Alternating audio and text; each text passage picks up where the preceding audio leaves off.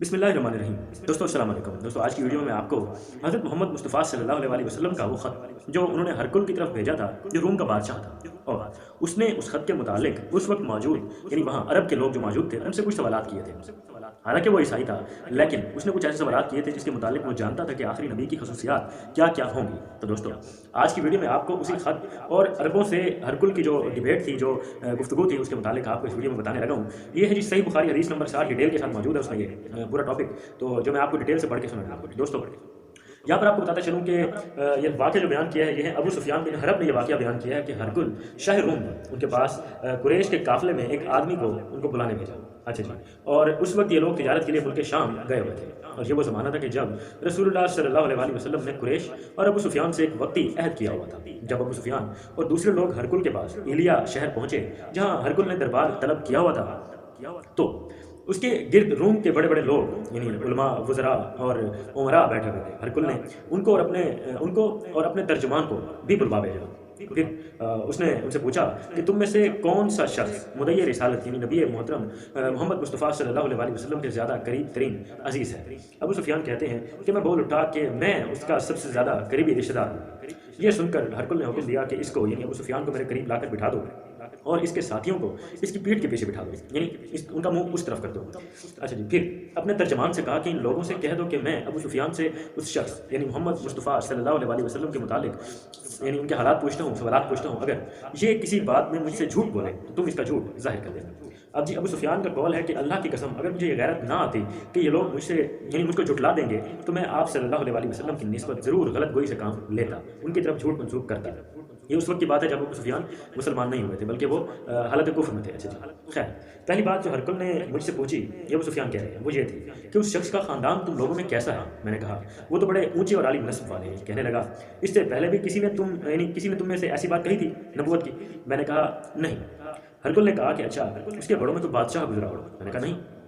फिर हरकुल ने कहा बड़े लोगों ने उसकी पैरवी इख्तियार की है या कमज़ोर लोगों ने उसकी पैरवी इख्तियार की है। मैंने कहा नहीं, कमज़ोर लोगों ने पैरवी इख्तियार की है। अच्छा जी। फिर कहने लगा उसके ताबेदार जो है वो रोज़ बरोज़ बढ़ते जा रहे हैं या कोई उसका साथी दीन में आकर फिर भी जाता है। मैंने कहा नहीं, बल्कि जो उसके दीन में आता है वो फिर ना भूल जाता है। हमारे दिन से लोग फिर जाते हैं, उसके दिन से कोई नहीं गिरता। अच्छा जी। फिर कहने लगा हरकुल कि क्या अपने दावे नबूवत से पहले कभी किसी मौका पर उसने झूठ झूठ बोला हो। मैंने कहा नहीं, बल्कि अरब में उसे सादिक और अमीन के लक़ब से नवाजा जाता था। कहने लगा कि क्या उसने अपने दावा नबूवत से पहले कभी सॉरी अब अबू सुफियान कहते हैं कि लेकिन अब हमारी और उससे सुलह हो गई और एक मुकर्रर मुद्दत तक हमारी सुलह ठहरी हुई है। मालूम नहीं अब वो इसके बाद क्या करते हैं। ठीक है जी। अबू सुफियान इसके बाद मज़ीद कहते हैं कि मैं इस बात के सिवा कोई और झूठ इसमें शामिल ना कर सका कि अब जाने आगे वो क्या करते हैं। अच्छा जी। हरकुल ने कहा क्या तुम्हारी इससे कभी लड़ाई भी होती है। हमने कहा हाँ। बोला फिर तुम्हारी जंग का क्या हाल होता है। मैंने कहा लड़ाई डोल की तरह है, कभी वो जीतते हैं और कभी हम जीत लेते हैं। हरकुल ने पूछा वो तुम्हें किस बात का हुक्म देता है। मैंने कहा वो कहता है कि सिर्फ अल्लाह ही की इबादत करो, उसका शरीक किसी को ना बनाओ। अच्छा जी। और अपने बाप दादा की शिर्क की बातें छोड़ दो और हमें नमाज पढ़ने, सच बोलने, परहेजगारी और सिलह रहमी का हुक्म देता है। ये सब सुनकर फिर हरकुल ने अपने तर्जमान से कहा कि अबू सुफियान से कह दे कि मैंने तुमसे पूछा कि उसका नस्ब कैसा है, तो तुमने कहा कि वो हमें आली नस्ब है और जान ले, यानी इसको अबू सुफियान को बोलो कि जान ले कि पैगंबर अपनी कौम में हमेशा आली नस्ब में ही भेजा जाया करते हैं अल्लाह की तरफ से। अच्छा जी। उसने कहा कि मैंने तुमसे पूछा कि दावा नबूवत की ये बात तुम्हारे अंदर इससे पहले भी कभी किसी ने कही थी। अच्छा जी। तो तुमने जवाब दिया कि नहीं। तब मैंने अपने दिल में कहा कि अगर ये बात इससे पहले भी कही गई होती तो मैं समझता कि उस शख्स ने कि यानी उस शख्स की तकलीफ की है जिसने पहले ये बात की है, लेकिन ऐसा नहीं था।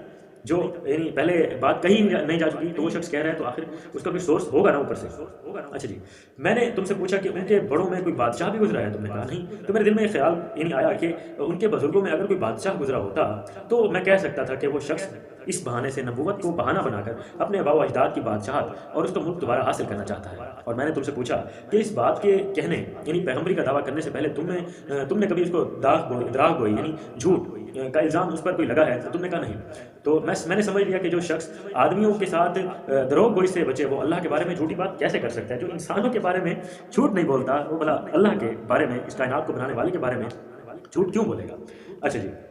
उसके बाद तुमने सॉरी اور میں نے تم سے پوچھا کہ بڑے لوگ اس کی پیروی کرتے ہیں یا کمزور آدمی؟ تم نے کہا کہ کمزور اس کی اتباع کرتے ہیں۔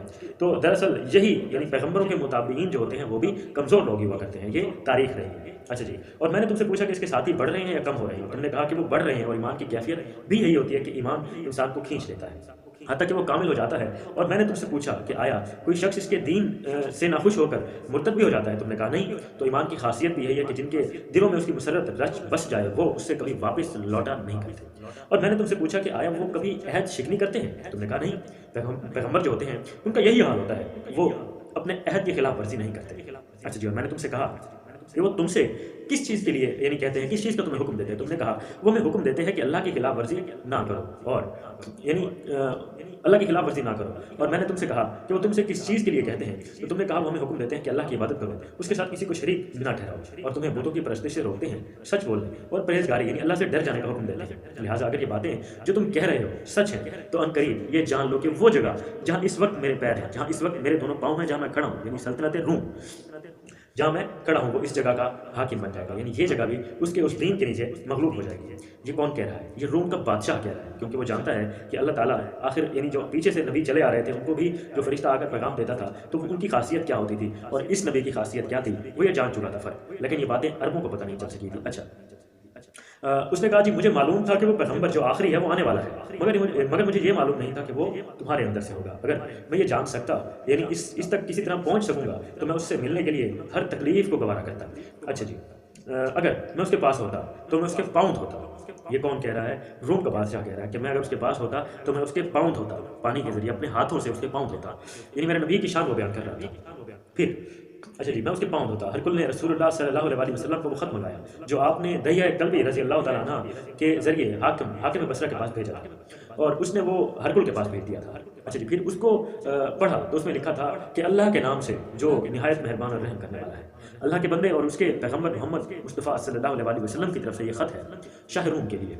اس شخص پر سلام ہو جو ہدایت کی پیروی کرے، اور اس کے بعد آپ صلی اللہ علیہ وسلم کے سامنے میں دعوت اسلام پیش کرتا ہوں۔ اگر آپ اسلام لے آئیں تو دین اور دنیا میں سلامتی نصیب ہوگی، اللہ آپ کو دوہرا ثواب عطا فرمائے گا، اور اگر آپ میری دعوت سے روگردانی کریں گے تو آپ کی رعایا کا گناہ بھی آپ ہی کے سر پر ہوگا۔ اور اے اہل کتاب سے مراد وہ شخص جن پر کتاب نازل ہوئی تھی، وہ نبی کی امتیں جن پر کتابیں نازل ہوئی تھی، تورات، زبور، انجیل۔ اچھا جی، خط میں کیا لکھا تھا؟ اور اے اہل کتاب، ایک ایسی بات پر آ جاؤ جو تمہارے اور ہمارے درمیان یکساں ہو، اور وہ یہ ہے کہ ہم اللہ کے سوا کسی کی عبادت نہیں کریں گے اور کسی کو بھی اس کا شریک نہیں ٹھہرائیں گے، اور ہم میں سے کوئی بھی کسی کو اللہ کے سوا اپنا رب نہیں بنائے گا۔ پھر اگر وہ اہل کتاب اس بات سے منہ پھیر لیں تو مسلمانوں تم ان سے کہہ دو کہ تم مانو یا نہ مانو، ہم تو ایک اللہ کے اطاعت گزار ہیں۔ ابو سفیان کہتے ہیں کہ جب ہرقل نے جو کہنا تھا کہہ دیا اور خط پڑھ کر فارغ ہوا تو ارد گرد شور و غن یعنی ہونے لگا، بہت سی آوازیں اٹھیں اور ہمیں باہر نکال دیا گیا۔ تب میں نے اپنے ساتھیوں سے کہا کہ ابو کبشہ کے بیٹے کا معاملہ تو بہت بڑھ گیا ہے۔ ابو کبشہ یعنی نبی کریم صلی اللہ علیہ وسلم کو وہ پکارا کرتا تھا۔ اچھا جی، اس کا معاملہ تو بہت بڑھ گیا ہے، دیکھو تو اس سے بنی اسفر یعنی روم کا بادشاہ بھی ڈرتا ہے۔ مجھے اس وقت اس بات کا یقین ہو گیا تھا کہ عنقریب نبی مکرم محمد مصطفیٰ صلی اللہ علیہ وسلم غالب ہو کر رہیں گے۔ اچھا جی، حتیٰ کہ اللہ تعالیٰ نے مجھے مسلمان کر دیا۔ کسے؟ ابو سفیان کو۔ راوی کہتا ہے کہ ابن ناطور ایلیا کا حاکم ہرقل کا مصاحب اور شام کے نصارہ کا لاٹ پادری جو تھا وہ بیان کرتا تھا کہ ہرقل جب ایلیا آیا ایک دن صبح کو پریشان اٹھا تو اس کے درباریوں نے دریافت کیا کہ آج ہم آپ کی حالت بدلی بھی پاتے ہیں، آخر کیا وجہ ہے؟ ابن ناطور کا بیان ہے کہ ہرقل نجومی تھا، علم نجوم میں وہ پوری مہارت حاصل رکھتا تھا۔ اس نے اپنے ہم نشینوں کو بتایا کہ میں نے آج رات ستاروں پر نظر ڈالی ہے تو دیکھا کہ ختنہ کرنے والوں کا بادشاہ ہم پر غالب آ گیا ہے۔ بھلا اس زمانے میں کون لوگ ختنہ کیا کرتے ہیں؟ انہوں نے کہا کہ یہود کے سوا تو کوئی ختنہ نہیں کرتا، سو ان کی وجہ سے آپ پریشان نہ ہوں۔ سلطنت کے تمام شہروں میں یہ حکم لکھ دیجیے کہ وہاں جتنے یہود ہوں سب کو قتل کر دیا جائے۔ وہ لوگ انہی باتوں میں مشغول تھے کہ ہرقل کے پاس ایک آدمی لایا گیا جسے شاہ غسان نے بھیجا تھا۔ غسان ایک علاقے کا نام تھا۔ اچھا جی، اس نے رسول اللہ صلی اللہ علیہ وسلم کے حالات بیان کیے۔ جب ہرقل نے سارے حالات سن لیے تو کہا جا کر دیکھو وہ ختنہ بھی کرتے ہیں یا نہیں۔ اچھا جی، انہوں نے اسے دیکھا تو بتلایا کہ وہ ختنہ کرتے ہیں، یعنی وہ ختنہ کیے ہوئے۔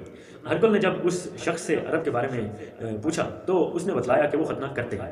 تب ہرقل نے کہا یہ وہی محمد مصطفیٰ صلی اللہ علیہ وسلم اس امت کے بادشاہ ہیں جو پیدا ہو چکے ہیں۔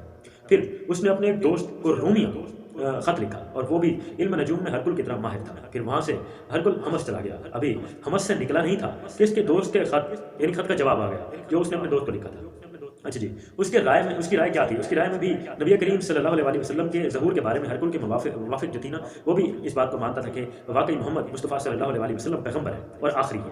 اچھا جی، اس کے بعد ہرکل نے روم کے بڑے آدمیوں کو اپنے حمس کے محل میں طلب کیا اور اس کے حکم سے محل کے دروازے بند کر لیا گئے۔ پھر وہ اپنے خاص محل سے باہر آیا اور اپنے روم والوں کو، جو ان کی سلطنت کے لوگ تھے، کہا کیا ہدایت اور کامیابی میں کچھ حصہ تمہارے لیے بھی ہے؟